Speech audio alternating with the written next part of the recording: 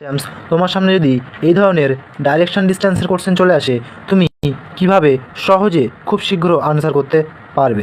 তোমার এটা চ্যাম্পস, এত বড় প্রশ্ন দেখে অনেকে ঘাবড়িয়ে যাচ্ছ, কিন্তু এইটা একেবারেই এতটাই সহজ যে তুমি সলিউশন দেখার পরে তুমি বলবে এভাবেও ডাইরেকশন ডিস্টেন্স ওড়ানো সম্ভব মুখে মুখে।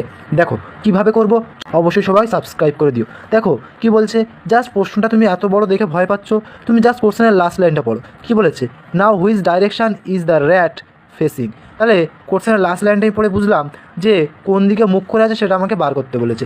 যখনই দেখবে কোনো ডাইরেকশন ডিস্টেন্সের প্রশ্ন কোন দিকে মুখ করেছে বার করতে বলেছে, তুমি কিছু পড়বে না, দেখবে কোন দিকে যাত্রা শুরু করেছে, কোন দিকে মুখ করে, তারপরে দেখবে কটা রাইট টার্ন কটা লেফট টার্ন নিয়েছে। দেখো একটা রাইট টার্ন নিয়েছে, একটা রাইট টার্ন, দুটো রাইট টার্ন নিয়েছে, এবং দেখো এখানে একটা লেফট টার্ন নিয়েছে, আবার দেখো একটা লেফট টার্ন নিয়েছে, আবার দেখো এখানে ফাইনালি লেফট টার্ন নিয়েছে। তার মানে আমি দেখতে পেলাম এখান থেকে সরাসরি দুটো রাইট টার্ন নিয়েছে এবং তিনটে লেফট টার্ন নিয়েছে।